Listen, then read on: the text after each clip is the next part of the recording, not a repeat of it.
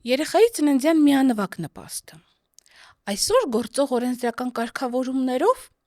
առաջին և երկրորդ երեխայի ծննդյան պարագայում ծնողները ստանում են միանվագ 300,000 դրամ, երրորդ և չորրորդ երեխայի պարագայում 1 միլիոն դրամ, 5-րդ և հաջորդ երեխաների համար 1,5 միլիոն դրամ, սակայն 2026 թվականի սեպտեմբերի 1-ից հետո ծնված երեխաների համար այս գումարը նախատեսվում է համահարթեցվել և անկախ երեխայի կարգաթվից միանվագ նպաստը Հայաստանի Հանրապետությունում նախատեսվում է սահմանել 500,000 դրամ։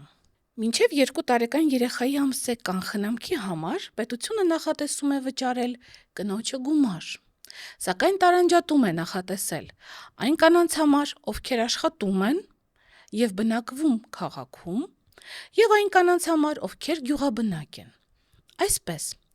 օրենսդիրը 31,600 դրամ է նախատեսում այն կանանց համար, ովքեր գտնվում են մինչև 2 տարեկան երեխայի խնամքի արձակուրդում։ Նույնչափ գումար կարող են ստանալ այն կանայք, որոնք չեն աշխատում, սակայն բնակվում են գյուղում։ Իսկ 63,200 դրամ կարող է ստանալ այն կինը յուրաքանչյուր ամիս,